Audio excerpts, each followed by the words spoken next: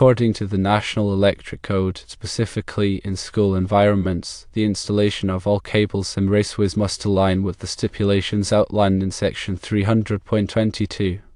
This section details that flexible cords and cables are acceptable solely for the use of appliances, fixtures, portable lamps, pendants, and scenarios where explicitly permitted within the code itself. NEC cable, characterized as metal-clad cable, finds common application in commercial and industrial settings.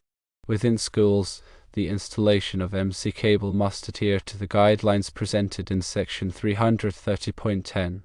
This section stipulates several conditions under which type NEC cable is permissible.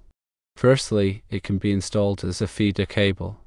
Secondly, it is acceptable for use as a branch circuit cable. Thirdly, it can be installed in dry locations. Fourthly, it is allowed in wet locations, provided the cable is situated within a raceway.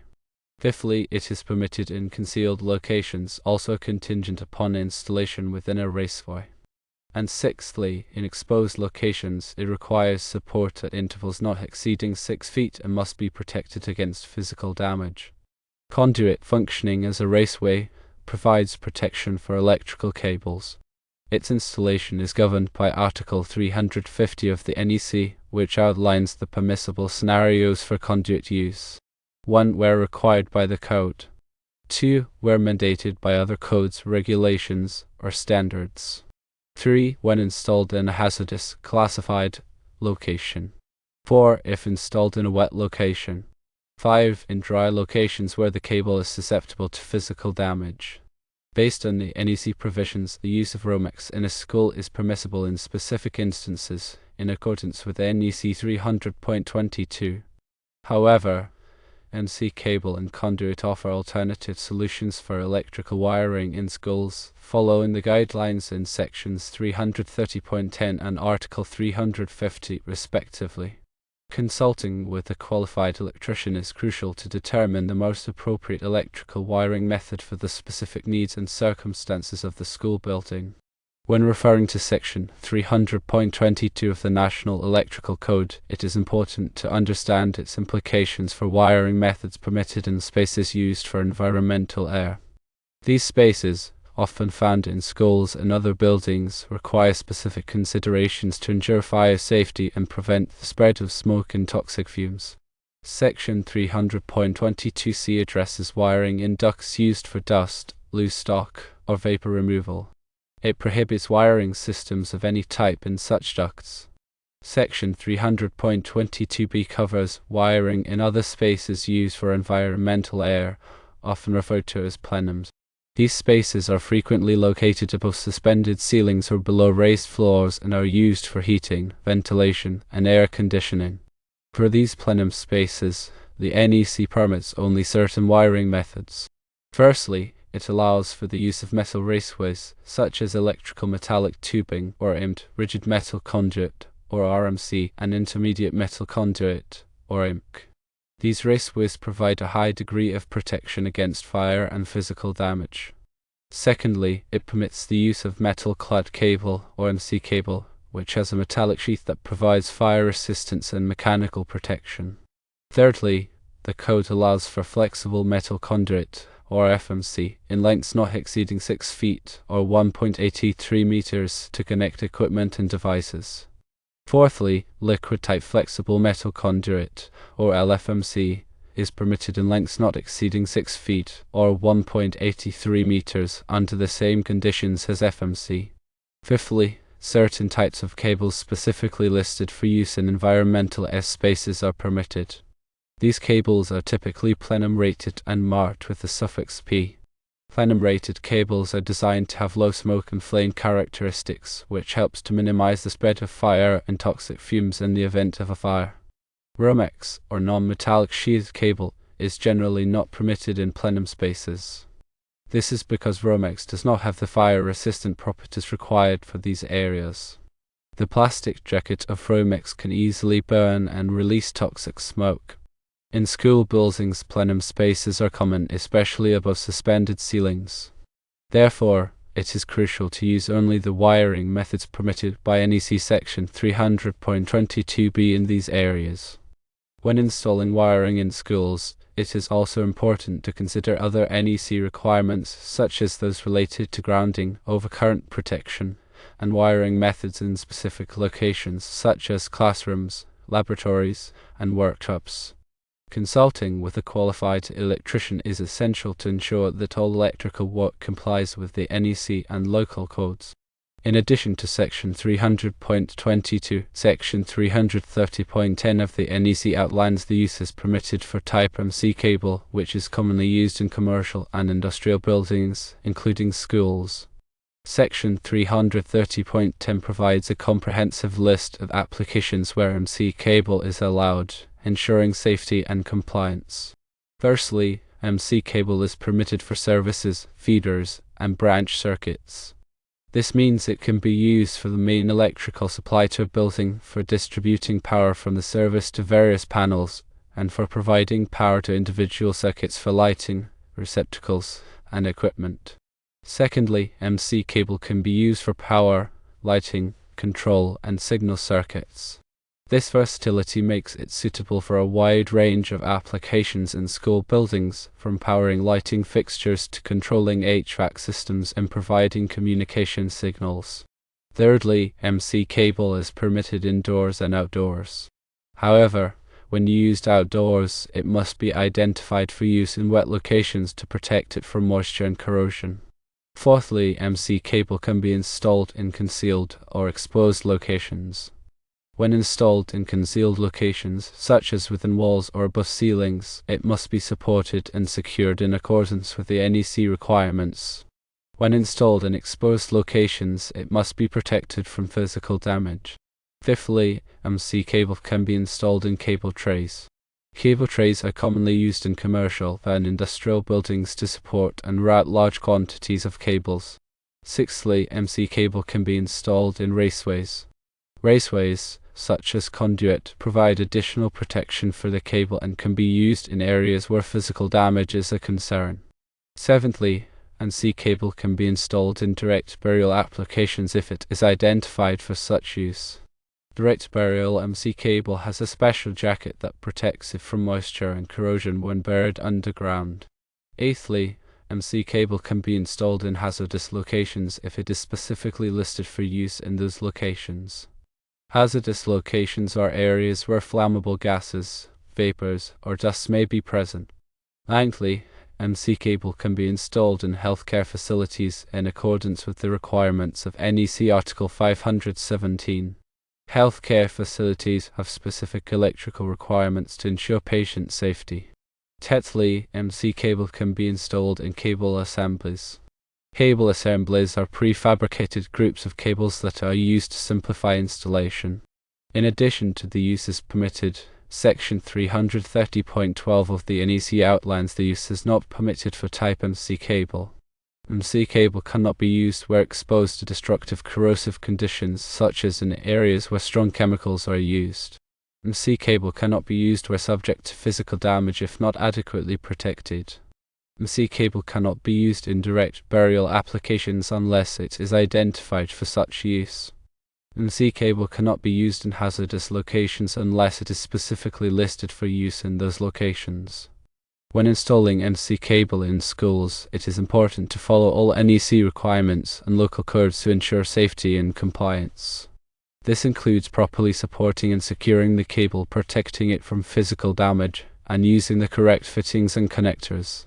Consulting with a qualified electrician is essential to ensure that the installation is done correctly. Article 350 of the NEC covers flexible metal conduit, or FMC, and liquid-tight flexible metal conduit, or LFMC. These types of conduit are commonly used in electrical installations to provide mechanical protection and flexibility for wiring systems. FMC is a raceway of circular cross-section made of helically wound-formed, interlocked metal. LFMC is a raceway of circular cross-section having an outer liquid-tight, non-metallic, sunlight-resistant jacket over an inner flexible metal core with associated fittings for the installation of electrical conductors. Section 350.10 of the NEC outlines the uses permitted for FMC. Firstly, FMC is permitted for branch circuits. Secondly, FMC is permitted in dry locations. Thirdly, FMC is permitted where protected from physical damage. Fourthly, FMC is permitted in lengths not exceeding 6 feet, or 1.83 meters, as part of an assembly for flexibility. Fifthly, FMC is permitted for grounding and bonding in accordance with NEC Article 250. Section 350.12 of the NEC outlines the uses not permitted for FMC. 1. FMC is not permitted in wet locations unless the conductors are approved for use in wet locations. 2. FMC is not permitted in hoistways except as part of an assembly for flexibility. 3. FMC is not permitted in storage battery rooms. 4. FMC is not permitted where exposed to oils, gasoline, or other materials that have a deteriorating effect on the insulation. Section 350.10 of the NEC outlines the uses permitted for LFMC. Firstly, LFMC is permitted for branch circuits. Secondly, LFMC is permitted in wet locations if the conductors are approved for use in wet locations. Thirdly, LFMC is permitted where exposed to oils, gasoline, or other materials that have a deteriorating effect on the insulation. Fourthly, LFMC is permitted for direct burial if listed and marked for direct burial. Fifthly, LFMC is permitted for grounding and bonding in accordance with NEC Article 250. Section 350.12 of the NEC outlines the uses not permitted for LFMC. 1. LFMC is not permitted in hoistways except as part of an assembly for flexibility. 2. LFMC is not permitted in storage battery rooms. When installing FMC or LFMC in schools, it is important to follow all NEC requirements and local codes to ensure safety and compliance. This includes properly supporting and securing the conduit, protecting it from physical damage, and using the correct fittings and connectors. Consulting with a qualified electrician is essential to ensure that the installation is done correctly. When discussing wiring methods in schools, it is crucial to understand the specific requirements for fire alarm systems. Fire alarm systems are essential for life safety, and their wiring must be installed in a manner that ensures reliable operation during a fire. The NEC contains specific provisions for fire alarm system wiring in Article 760. Article 760 requires that fire alarm circuits be classified as either power limited or non-power limited. Power limited fire alarm circuits, or PLFA circuits, are supplied by a power source that is limited in both voltage and current. This helps to reduce the risk of electrical shock and fire. Non-power limited fire alarm circuits are not subject to these limitations. The wiring methods permitted for fire alarm circuits depend on their classification and the specific location. In general, metal raceways, such as EMT, RMC, and IMC, are the preferred wiring methods for fire alarm circuits. These raceways provide excellent protection against fire and physical damage. MC cable is also permitted for fire alarm circuits, provided it is installed in accordance with the NEC requirements. Non-metallic raceways, such as PVC conduit, are generally not permitted for fire alarm circuits unless specifically listed for such use. The NEC also requires that fire alarm circuits be electrically supervised to ensure that they are functioning properly. Electrical supervision involves monitoring the circuit for opens, shorts, and grounds. If a fault is detected, an alarm signal is initiated. Fire alarm system wiring must be installed separately from other electrical wiring to prevent interference and ensure reliable operation. The NEC also contains specific requirements for the identification of fire alarm circuits. Fire alarm circuit conductors must be identified with a distinctive color, such as red, to distinguish them from other electrical conductors. When installing fire alarm systems in schools, it is essential to follow all NEC requirements and local codes to ensure safety and compliance. Consulting with a qualified fire alarm system installer is crucial to ensure that the system is designed and installed correctly. Another important aspect of electrical installations in schools is grounding. Grounding is the process of connecting electrical equipment and systems to the earth to provide a path for fault current to flow back to the source. This helps to protect people from electrical shock and prevent damage to equipment. The NEC contains detailed requirements for grounding in Article 250. Article 250 requires that all electrical equipment and systems be properly grounded. This includes service equipment, panel boards, motors, and appliances. The grounding system must be designed to provide a lower impedance path for fault current to flow back to the source. The grounding electrode system typically consists of a metal underground water pipe, a ground ring, or a rod or pipe electrode. The grounding electrode conductor connects the grounding electrode to the service equipment.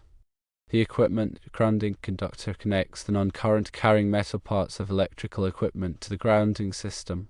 The equipment grounding conductor provides a path for fault current to flow back to the source in the event of a ground fault. The NEC also requires that the grounding system be properly bonded. Bonding is the process of connecting all metal parts of the electrical system together to create a common ground.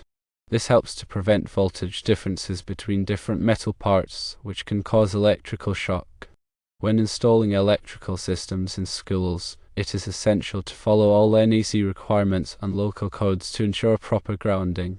Consulting with a qualified electrician is crucial to ensure that the grounding system is designed and installed correctly. In addition to grounding, overcurrent protection is another critical aspect of electrical safety in schools. Overcurrent protection devices, such as circuit breakers and fuses, are designed to protect electrical circuits from overloads and short circuits. The NEC contains detailed requirements for overcurrent protection in Article 240. Article 240 requires that all electrical circuits be protected by overcurrent protection devices. The overcurrent protection device must be sized to protect the circuit conductors from overheating and prevent damage to equipment. The overcurrent protection device must be located at the point where the circuit receives its power. Circuit breakers are automatic overcurrent protection devices that can be reset after they trip. Fuses are non-automatic overcurrent protection devices that must be replaced after they blow. The NEC also contains specific requirements for the interrupting rating of overcurrent protection devices. The interrupting rating is the maximum amount of fault current that the device can safely interrupt. The interrupting rating must be sufficient for the available fault current at the point of installation. When installing electrical systems in schools, it is essential to follow all NEC requirements and local codes to ensure proper overcurrent protection. Consulting with a qualified electrician is crucial to ensure that the overcurrent protection devices are properly sized and installed. The National Electrical Code is a comprehensive set of standards for electrical safety. It is important to consult the NEC and local codes when planning and installing electrical systems in schools. A qualified electrician can help ensure that the electrical system is safe, reliable, and compliant with all applicable codes and regulations.